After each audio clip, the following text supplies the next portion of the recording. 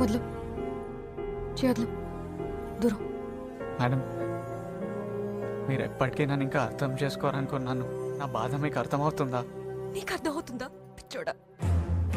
నీకు అర్థమవుతుందా? నీకే అర్థం అవ్వలేదు. ఆ రోజు నువ్వు మాట్లాడిన మాటలకి నాకేం బాధ అనిపించలేదు.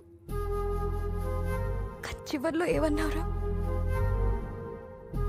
ఈ పెళ్లి జరిగితేనే నా చెల్లి పెళ్లి జరుగుతుందంటే చెప్పండి, చేసుకుంటానంటావా?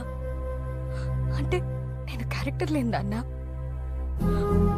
నిన్ను బ్లాక్మెయిల్ చేసి పెళ్లి చేసుకుంటానా? అలా కాదు మేడం, నాకు ఇప్పుడు ఏం చెప్పాలో కూడా అర్థం అవ్వట్లేదు. తప్పైపోయిందని చెప్తున్నా కదా, ఇంకింతేనా? అవును, ఇంతే. నేనంటే నీకు ఇష్టమని నాకు తెలిసాక నువ్వెప్పుడు ప్రపోజ్ చేస్తావా, ఎప్పుడు ఓకే చేసేద్దావా అని చూస్తున్నాను.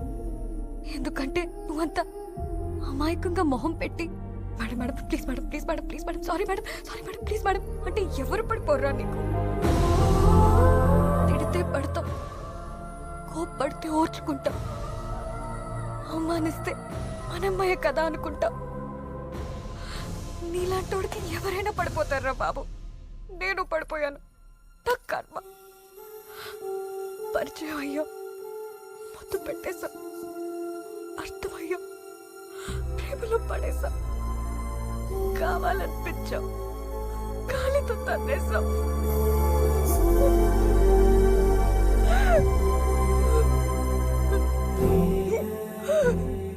కనిపించావు కానీ నువ్వు చాలా selfish. I mean it. You're a selfish rascal.